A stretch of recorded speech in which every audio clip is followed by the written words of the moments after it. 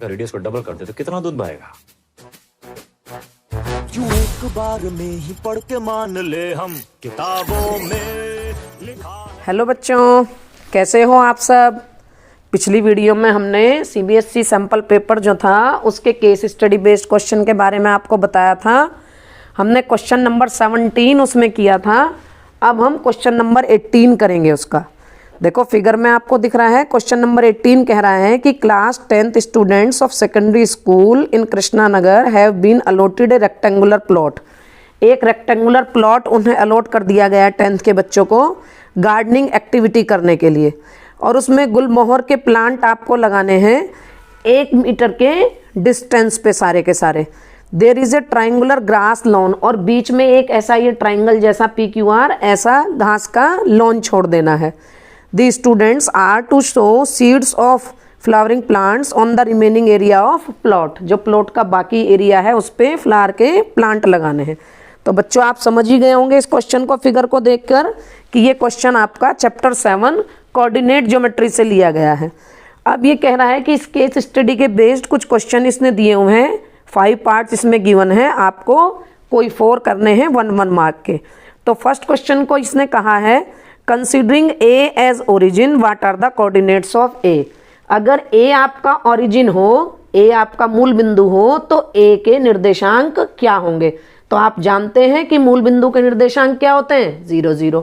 तो ये आपका फर्स्ट का आंसर हो गया। सेकंड क्वेश्चन है what are the coordinates of P. ये पी बिंदु जो है इसके निर्देशांक क्या होंगे।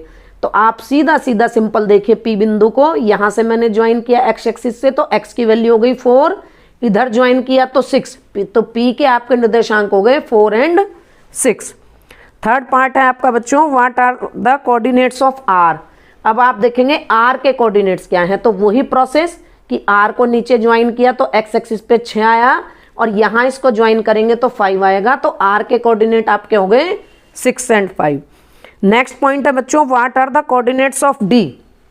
अब आप D को देखें यहाँ, तो जो आपकी फिगर पेपर में दी हुई है, ये मैंने छोटी बनाई है यहाँ, उसमें जब आप D को काउंट करेंगे ऐसे 1 2 3 4 5 6 7 8, तो ये काउंटिंग में 16 आ रहा है यहाँ।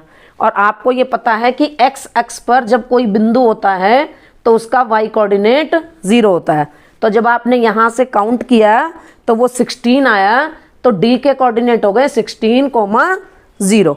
अब लास्ट पार्ट है बच्चों इसका, ध्यान से देखना, what are the coordinates of P। P के कोऑर्डिनेट क्या होंगे if D is taken as origin. अगर अभी तक तो हमने सबके कोऑर्डिनेट लिखे एक ओरिजिन लेते हुए, अगर D हमारा ओरिजिन है तो P के कोऑर्डिनेट क्या होंगे। तो अगर आपका D मूल बिंदु हो गया तो D से आप इस साइड काउंट करने शुरू करेंगे। तो जब आप इस साइड D से काउंट करेंगे तो माइनस में आएगा सारा मूल बिंदु के इस साइड। तो जब आप काउंट करेंगे 1 2 3 4 पेपर में जो आपका दिया हुआ है, तो यहाँ P पर आ रहा है -12, तो -12 हो गए और ऊपर लिया 6। तो P के कोऑर्डिनेट अगर D को मूल बिंदु ले तो वो होंगे -12,6। तो ये वाला क्वेश्चन बच्चों आपका कंप्लीट हो गया। अब देखो कितना इजी था, ये सिर्फ चैप्टर 7 कोऑर्डिनेट ज्योमेट्री की बेसिक चीजों पर ही ये था। अब इसके बाद आइए अब 19th क्वेश्चन करते हैं।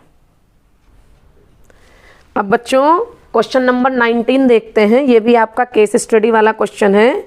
इस क्वेश्चन में Rahul is studying in class 10th, he is making a kite to fly it on a Sunday. जैसे आप लोग भी कभी बनाते होंगे कि पतंग बनाते हैं और उसको संडे को हम उड़ाएंगे।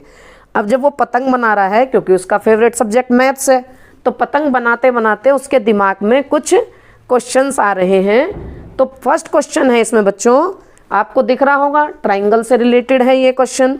Rahul tied the sticks at what angle to each other. कि जब हम पतंग बनाते हैं काइट, तो उसमें हमें ये जो दोनों स्टिक है हमारी, ये आपस में कितने एंगल पर होनी चाहिए। तो ये हम जानते हैं बच्चों कि ये 90 डिग्री का एंगल होना चाहिए, ये एक दूसरे को 90 डिग्री पर काटती हैं। तो फर्स्ट क्वेश्चन का आंसर हो गया आपका एट 90 डिग्री, जिसमें आप सी ऑप्शन पर टिक कर देंगे। अब बच्चों जो इसका सेकंड पार्ट है वो ये पूछ रहा है which is the correct similar criteria applicable for smaller triangles at the upper part of this kite. तो जैसे ये आपकी पतंग है, इस पे ऊपर 2 छोटे त्रिभुज बने हैं, नीचे 2 बड़े त्रिभुज बने हैं। तो क्वेश्चन में पूछा है कि ये जो दो छोटे त्रिभुज हैं इनकी सिमिलैरिटी का समरूप ये दोनों त्रिभुज हों तो हम कौन सा क्राइटेरिया लगाएंगे। तो आप जानते हैं सिमिलैरिटी के कौन कौन से क्राइटेरिया होते हैं, अलग अलग तरीके से समरूप होते हैं त्रिभुज। अब इसमें आपको दिखाई दे रहा है कि 90 डिग्री का एंगल है, ये बीच वाली साइड कॉमन है, तो ये RHS सिमिलैरिटी से दोनों सिमिलर हो जाएंगे, समरूप हो जाएंगे ये। तो आप इसका जो फर्स्ट ऑप्शन है ए, उसको लगा देंगे, राइट एंगल हाइपोटेन्यूज और एक साइड दोनों इक्वल हैं तो ये सिमिलर हो गए। इसके बाद थर्ड पार्ट है बच्चों इसका, sides of two similar triangle. अगर दो समरूप त्रिभुज हैं और उनकी भुजाओं का अनुपात 4:9 है तो उनके मीडियंस का अनुपात क्या होगा, माध्यिका का अनुपात क्या होगा। तो बच्चों हम जानते हैं कि जो साइड का रेशो होता है वही उनके मीडियन का रेशो हो जाता है। तो इसलिए अगर साइड 4:9 में है तो वो मीडियन और माध्यिका भी 4:9 में होंगे। अगला जो पार्ट है बच्चों वो एक थ्योरम का स्टेटमेंट है, in a triangle if square of one side is equal to, ध्यान से पढ़ना बच्चों, the sum of squares of other two side. अगर कोई त्रिभुज आपको दिया है और उसमें ये कह रहा है कि एक भुजा का वर्ग बाकी दो भुजाओं के वर्गों के योग के बराबर हो, तो जो angle opposite the first side, पहली साइड के अपोजिट जो एंगल होता है वो राइट एंगल होता है। तो बच्चों ये थ्योरम कौन सी थ्योरम है, ये पाइथागोरस प्रमेय का कन्वर्ज है, पाइथागोरस प्रमेय का कन्वर्ज है। पाइथागोरस प्रमेय कहती है कि किसी राइट ट्राइंगल में कर्ण का वर्ग बराबर शेष दो भुजाओं के वर्गों के योग के बराबर होता है, ये उसकी कन्वर्ज है। तो इसका डी ऑप्शन आपका हो गया कन्वर्ज ऑफ पाइथागोरस थ्योरम। बच्चों आपको सिर्फ इस थ्योरम का स्टेटमेंट इस बार याद करना है, इस थ्योरम का प्रूफ आपका नहीं आएगा। नेक्स्ट पार्ट है बच्चों, what is the area of kite. इस काइट का क्षेत्रफल क्या होगा अगर जो दो परपेंडिकुलर ये लंब जो स्टिक इसने लगा रखी हैं डंडियां, इनकी एक की लंबाई 8 सेंटीमीटर हो और एक की लंबाई 6 सेंटीमीटर हो। तो बच्चों आपको ये दिख रहा है ये चतुर्भुज है एक, और सिंपल फार्मूला किसी भी चतुर्भुज का एरिया निकालने का आपके पास होता है 1/2 इंटू डायगनल 1 इंटू डायगनल 2, विकर्ण और ये विकर्ण। तो 1/2 इंटू 8 इंटू 6 आपने कर दिया तो एरिया आ गया आपका 24 सेंटीमीटर स्क्वायर। तो इसका आप ऑप्शन सी टिक कर देंगे।